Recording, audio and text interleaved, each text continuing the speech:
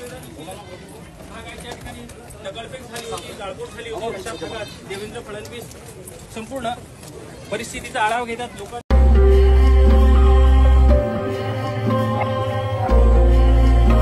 Lungs वगैरह सब damage, सिर में भी काफी उसको चेस्ट का अपने को उसका सर्जरी करना पड़ा बिकॉज अंदर का ब्लीडिंग काफी हो गया था. फिलहाल अभी स्टेबल हाथाला तलवार पकड़ ली. अच्छा, ये हाथ में भी काफी इंजरी है. उसमें नहीं पकड़ता तो एकदम ये हो जाता है.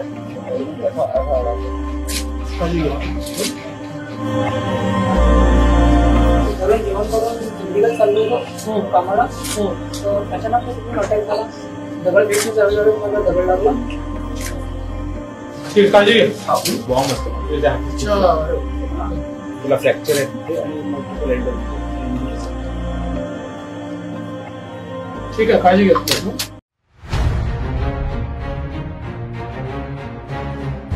जो उस दिन मोर्चा हुआ उसके बाद जो पब्लिक तितर बितर हुई, उसके बाद में यहाँ की परिस्थिति इतनी गंभीर हो गई थी कि हमारे को हमारे घर में रहना मुश्किल हो गया था. और उसके बाद यहाँ पे जो बच्चों को यहाँ से उठाया गया, छोटे छोटे बच्चे हैं जिनके हाथ में कलम थी, उनके ऊपर 307 कलम लगा दिए. छोटे बच्चे पे 307 लगाए. उसमें से कुछ लोगों को लाके छोड़ा सर, नाबालिग करके. ऐसा होना चाहिए सर, बस आपसे.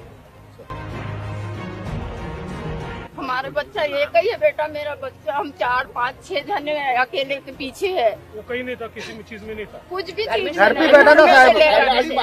लात मार के दरवाजा खोल के निकाला जबरदस्ती बच्चे को. गाड़ी रख रहा था, उसको लेकर गए. उसको लेके 307 लगाए. भाभी भी रख रही थी. डबल टिबल में दोनों माँ बेटे थे. हम धगाई लौट रहे थे, वो गाड़ी लगा रहा था. गलत बात है. और तुम आगे बढ़ेंगे तो तेरे बच्चे को बहुत मारेंगे. चला. अमरावतीमध्ये जो काही घटनाक्रम झाला, हा संपूर्ण घटनाक्रम अत्यंत दुर्दैवी आहे. मुळातच 12 तारखेला जो मोर्चा निघाला, हा मोर्चाच चुकीच्या माहितीच्या आधारे जाणीवपूर्वक राज्यभरामध्ये कारस्थान करून राज्याच्या विविध भागांमध्ये निघालेल्या मोर्चांपैकी एक मोर्चा होता. त्रिपुरामध्ये ज्या घटनाच घडल्या नाहीत, त्या घटनांचे सोशल मीडियावर फेक अशा प्रकारचे क्रिएटिव्ह तयार करून आणि त्यातनं कुठेतरी त्रिपुरामध्ये अल्पसंख्याक समाजावर हल्ला झालाय, मशिदी तोडण्यात आल्या आहेत, अशा प्रकारचा एक फेक नरेटिव्ह तयार करण्यात आला. आपल्याला कल्पना आहे की त्यानंतर त्याचा पर्दाफाश झाला. जी मशीद जळते असं दाखवण्यात आलं, ते CPIMचं एक ऑफिस होतं की ज्याला आग लागली होती, त्याचे फोटो होते. कुराण शरीफ जाळतायत अशा प्रकारे जे दाखवण्यात आलं, ते दिल्लीच्या एका कॅम्पमध्ये त्या ठिकाणी जी काही आग लागली होती तिथला तो व्हिज्युअल होता. काही रोहिंग्यांचे फोटो होते, काही पाकिस्तानातल्या एका शहरातले फोटो होते. आणि अशा सगळ्या फोटोंच्या भरोशावर देशभरामध्ये जाणीवपूर्वक एक नरेटिव्ह तयार करण्याकरता समाजाला भडकवण्यात आलं. आणि आमचं तर स्पष्ट मत आहे, इतके मोठे मोर्चे एकाच दिवशी राज्याच्या वेगवेगळ्या शहरांमध्ये निघतात, हे काही आत्ता ठरवलं आणि लगेच निघाले असे मोर्चे नाही आहेत. वेल प्लॅन्ड, योग्य प्रकारे योजना करून नियोजित अशा प्रकारचे मोर्चे आहेत. आणि म्हणूनच इतके मोठे मोर्चे, मग नांदेड असेल, मालेगाव असेल, अमरावती असेल किंवा राज्यातले इतर भाग असतील, एकाच दिवशी एकाच वेळी हे मोर्चे निघाले आहेत. आणि म्हणून पहिल्यांदा तर याची चौकशी झाली पाहिजे की या फेक न्यूजच्या आधारावर हे मोर्चे प्लॅन कोणी केले, त्यांची याच्या पाठीमागची भूमिका काय होती. महाराष्ट्रामध्ये आणि देशामध्ये अराजकता तयार झाली पाहिजे, सामाजिक सद्भाव बिघडला पाहिजे, दंगे झाले पाहिजेत, अशा मानसिकतेतनं तयार केलेला हा संपूर्ण कट होता का, याचीही चौकशी झाली पाहिजे. आणि मग त्यातलाच एक भाग म्हणून 12 तारखेला आपण बघितलं की अशाच प्रकारचा एक मोर्चा हा अमरावतीमध्ये निघाला. पहिल्यांदा तर याला परवानगी होती की नव्हती, होती तर किती लोकांची परवानगी होती, ती कोणी दिली होती, ज्यांनी परवानगी दिली त्यांनी काय विचार करून दिली होती, याचीही चौकशी झाली पाहिजे. आणि हा मोर्चा झाल्यानंतर परतीच्या वेळी समाजकंटकांनी ज्या प्रकारे दुकानं टार्गेट केली, लोकांना टार्गेट केलं, आणि याच्या पाठीमागची भूमिका स्पष्ट दिसते की यातनं दंगा घडवायचा होता, म्हणूनच एका विशिष्ट समाजाची किंवा धर्माची दुकानं आणि व्यापारी यांच्यावर हल्ला करण्यात आला. आणि त्यातनं मोठ्या प्रमाणात अमरावतीची परिस्थिती बिघडली. 13 तारखेला जी घटना घडली ती 12 तारखेच्या घटनेची रिॲक्शन होती. 13 तारखेलाही जी काही हिंसा झाली त्याचं मी समर्थन बिलकुल करणार नाही, कुठल्याच हिंसेचं समर्थन केलं जाऊ शकत नाही. पण हे सांगण्याचं कारण याकरता आहे की आता राज्य सरकारमधले अधिकारी, अमरावती जिल्ह्यातले मंत्री, पालकमंत्री सगळे 12 तारखेची घटना डिलीट करून केवळ 13 तारखेची घटना जणू काही स्टँड अलोन घटना आहे अशा प्रकारचं चित्र जे तयार करतायत हे चित्र चुकीचं आहे. 12 तारखेची घटना डिलीट करता येत नाही. 12 तारखेची घटना घडली नसती तर 13ची घटना घडलीच नसती. आणि म्हणून आता सगळी कारवाई जी चाललेली आहे ही 13 तारखेच्या घटनेवर चाललेली आहे. 12 तारखेच्या घटनेवर कुठलीही कारवाई नाही आहे. त्याच्यावर एकही सरकारी पक्षाचा नेता बोलायला तयार नाहीये. आम्ही पहिल्यापासून ही भूमिका ठेवली आहे की कुठल्याही विशिष्ट धर्माला टार्गेट करणं आम्हाला मान्य नाही, पण त्याच वेळी चुकीच्या घटनेकरता देखील लांगुल चालन जर होत असेल तर आम्ही शांत बसणार नाही. आणि आता जे आपण या ठिकाणी बघतोय, एकीकडे अशा प्रकारे न घडलेल्या घटनेवर टार्गेट करायचं आणि त्यानंतर दुसऱ्या दिवशीच्या घटनेकरता पूर्णपणे ज्या प्रकारची कारवाई वन साइडेड चालली आहे, एका साईडला चाललेली आहे, हे देखील योग्य नाही आहे. भारतीय जनता पक्षाच्या नेत्यांना अटक झाली, कार्यकर्त्यांना अटक होऊन राहिली. आमच्या कार्यकर्त्यांना त्या ठिकाणी फिजिकली मारण्यात येत आहे. एकाच घटनेकरता 4 पोलीस स्टेशनमध्ये त्या ठिकाणी FIR नोंदवले जात आहे. आणि जे लोक नव्हते अशाही लोकांना अरेस्ट करणं चाललेलं आहे. आम्ही मसानगंजला गेलो होतो, तिथे एक महिला मला भेटली. तिने सांगितलं की माझा मुलगा जो आहे हा आपली गाडी आत ठेवत होता, कारण मॉब येत होता, गाडीची तोडफोड होईल म्हणून.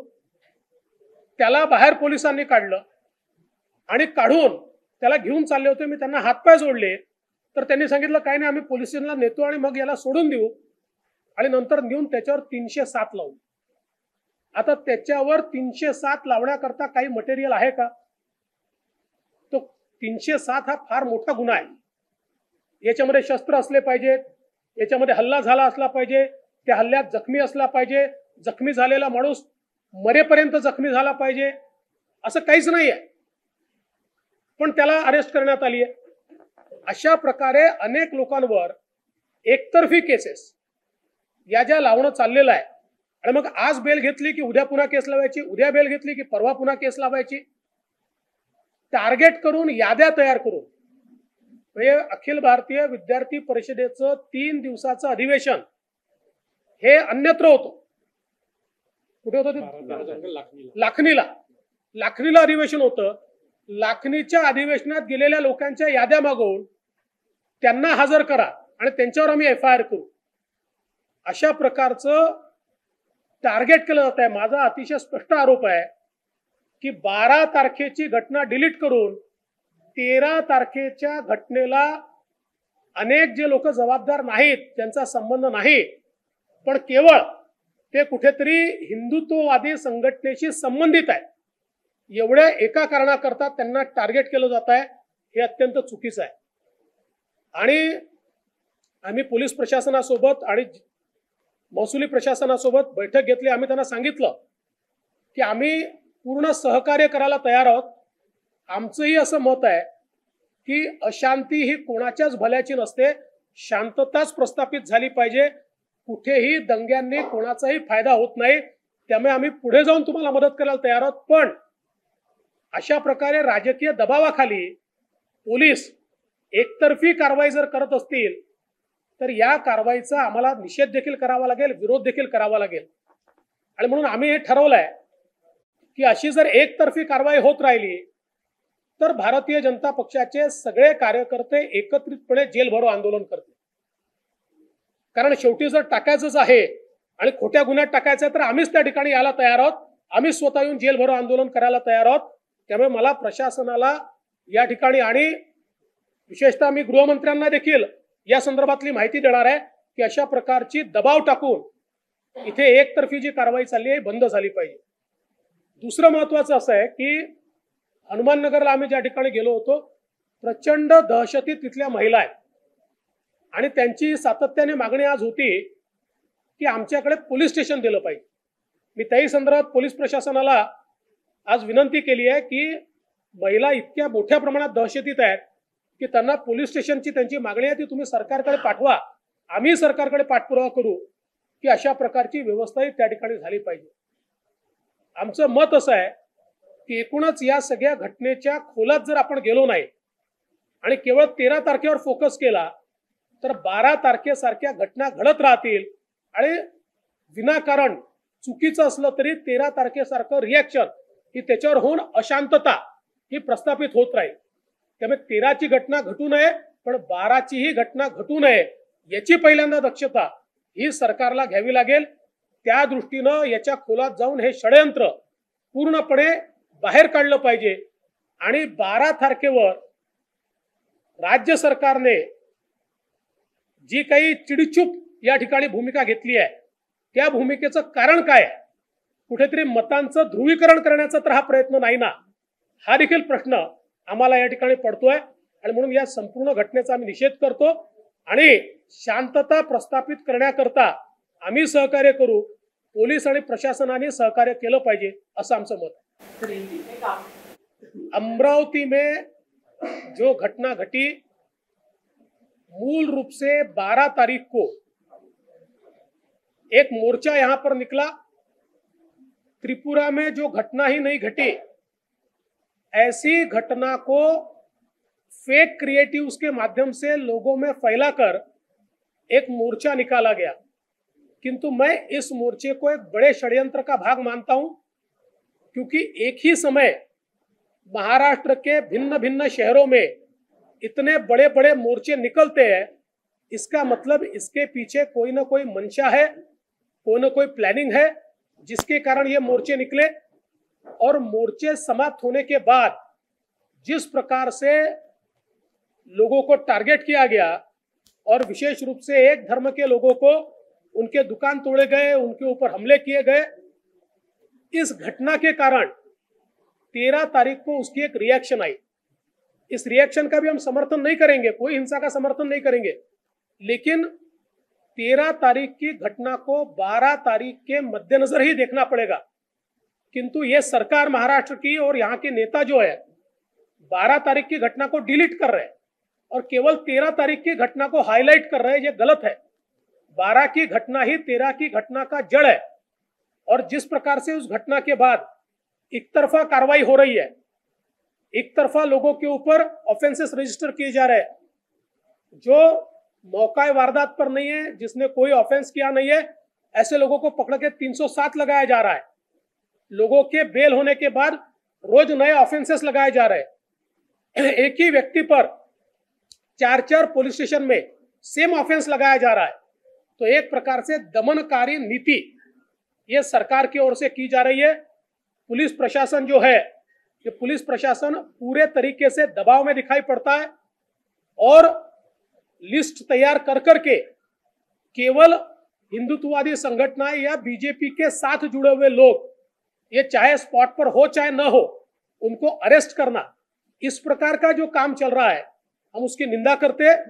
हमारा सीधा मानना है अगर किसी ने दंगा किया है तो जरूर उसके ऊपर कार्रवाई होनी चाहिए, पर इस प्रकार से निरपराध लोगों के ऊपर और केवल एक विचार के साथ जुड़े इसलिए अगर कार्रवाई होगी तो हमको भी रास्ते पर उतरना पड़ेगा। और हम सब लोग अगर ये कार्रवाई नहीं रुकी तो सारे के सारे बीजेपी के लोग एक साथ जाकर जेल भरो करेंगे, क्योंकि अगर सरकार की मंशा यही है कि हम लोगों को जेल में डालना है तो हमारे लोग भी उसके लिए तैयार है।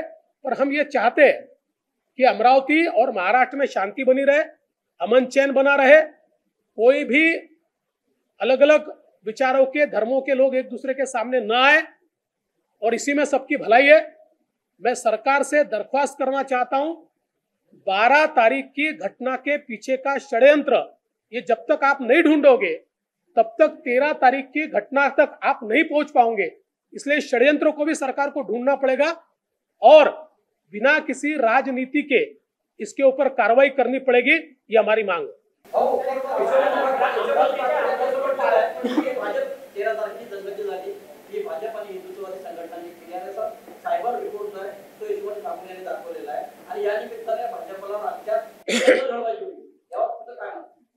मी पहिल्यांदाच सांगितलं, यशोमती ठाकूर 12 तारखेच्या दंगलीवर का बोलत नाही? त्यांची मतं कमी होती म्हणून बोलत नाहीत, त्यांना लांगुल चालन करायचं म्हणून बोलत नाहीत, की 12 तारखेच्या दंगलीच्या पाठीमागचं जे षड्यंत्र होतं ते त्यांना माहिती आहे म्हणून बोलत नाहीत? याचं पहिल्यांदा त्यांना उत्तर द्यावं लागेल, तेव्हाच 13 तारखेचं उत्तर मिळेल। 12 तारीख की पहले जो घटना हुई उसके पहले आपने बताया कि पूरा शहर चल रहा था और वहां पे कोई ऐसी घटना हुई, उस घटना का केंद्र सरकार के तरफ पूरी तरह से निषेध क्यों किया गया, उसकी सूचना क्यों दी गई कि ऐसी कोई घटना नहीं? घटना होने के बाद में सारी चीजें सामने आ रही है। जो घटना त्रिपुरा में नहीं हुई उसके ऊपर जब इस प्रकार के फेक क्रिएटिव तैयार किए गए, उन फेक क्रिएटिव्स को बैन करके जिन्होंने फेक क्रिएटिव तैयार किए उनको त्रिपुरा सरकार ने अरेस्ट किया और इसकी जानकारी भी सबको दी। उसके बावजूद 8 तारीख को कांग्रेस के नेता राहुल गांधी जी भी उसी के ऊपर ट्वीट करते हैं। आप क्रोनोलॉजी को समझिए, इतना आसान नहीं है। 8 तारीख को राहुल गांधी जी भी उसी के ऊपर ट्वीट करते हैं और फिर यहाँ पर ये सारी चीजें महाराष्ट्र में भी होती है। तो मुझे ऐसा लगता है कि हर चीज को केंद्र की तरफ मत ले जाइए, जो चीज यहाँ पर घटी है उस चीज को भी एक बार समझिए।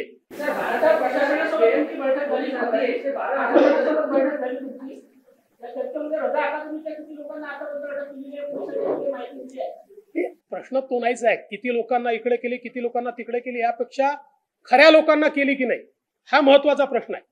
मी तुम्ही आता नंबर वाढवण्याकरता इकडचे 600 लोकांची यादी आमच्याकडे आहे, 600 ने 1000 लोकांना करा, कोणी घाबरत नाही त्याला, पण जे खरे आहेत त्यांना अटक करायची नाहीये, हे कसं चालेल? राहुल गांधीने ट्विट केलं त्यानंतर महाराष्ट्रात घडलं, स्पष्टपणे सांगा, म्हणायचं काय? मी परवाच बोललो याच्यावर, मी माझ्या समारोपाच्या भाषणात हे सगळं सांगितलेलं आहे। 13 तारखेच्या आंदोलनाची सर्व विरोध समजा भाजपच्या नावानं काढल्याच्या याच्याबद्दल आपलं काय म्हणणं आहे? नंबर 1 दुसरी गोष्ट त्याच्यावर अशी आहे की भाजप, विश्व हिंदू परिषद आणि बजरंग दल यांना त्या आंदोलनात बाळासाहेब ठाकरे यांचं फलक फडकवण्याची गरज का भासली? बघा, बाळासाहेब ठाकरेंचा फलक फडकवणारे कोण होते तुम्हालाही माहिती आहे आणि ते किती होते हे तुम्हालाही माहिती आहे, त्यामुळे कशाला असले प्रश्न विचारता? फक्त एवढंच आहे की ही संपूर्ण जी काही घटना आहे, मी पुन्हा एकदा सांगतो की 13 तारखेची घटना कुठल्या पक्षाची नव्हती, 13 तारखेची घटना ही 12 तारखेची रिॲक्शन होती। आणि हो, 13 तारखेच्या करता भारतीय जनता पक्षाने अमरावती बंदची हाक दिली होती। हो, आम्ही दिली होती ती हाक, आम्ही ते डिनायच करत नाही, 100% दिली होती। आणि का करणार नाही? जर अशा प्रकारे लॉलेसनेस असेल आणि काही लोक जर अमरावतीमध्ये एका विशिष्ट समुदायावर जाऊन त्यांची दुकानं तोडफोड करत असतील तर आम्ही भारतीय जनता पक्ष चूप बसू शकत नाही, आम्ही मार खाऊ देऊ शकत नाही।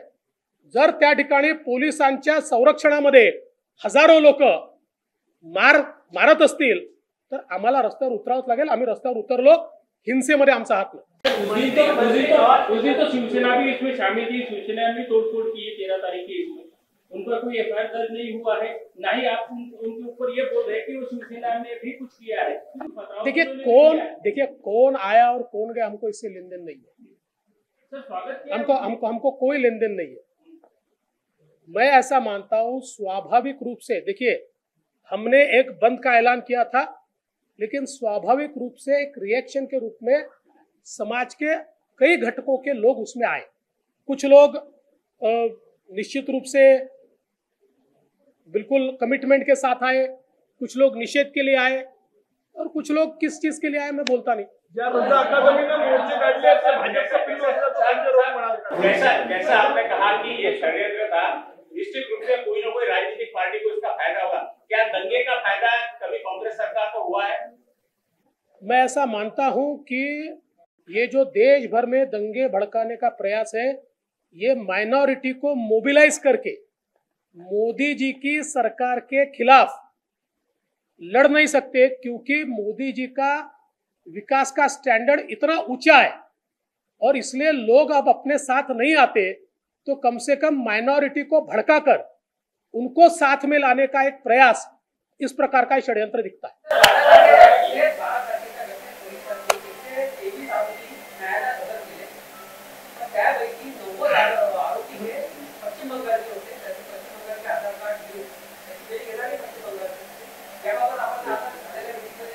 नाही, याची माझ्याकडे पूर्ण माहिती नाही आहे, त्यामुळे माहिती घेतल्यावरच मी बोलेन। चला लास्ट,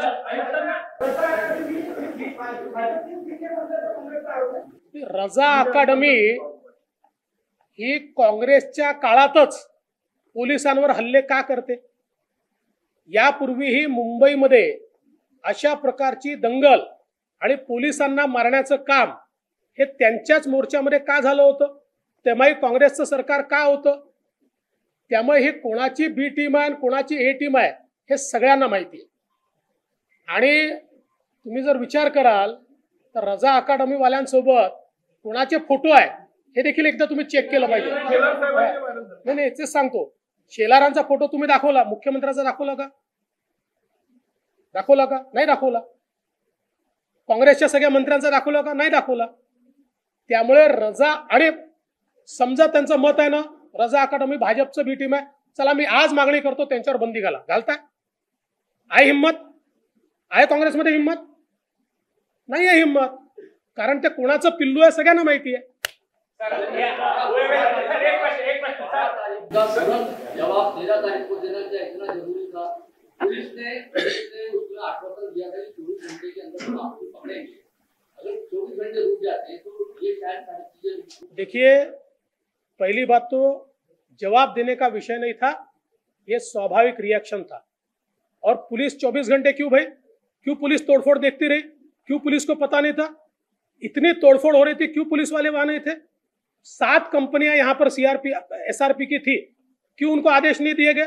दूसरे दिन तो आप तुरंत लाठीचार्ज करते हो, उस दिन क्यों नहीं करते हो आप लाठीचार्ज? ये सारी चीजें हमको समझती है भाई।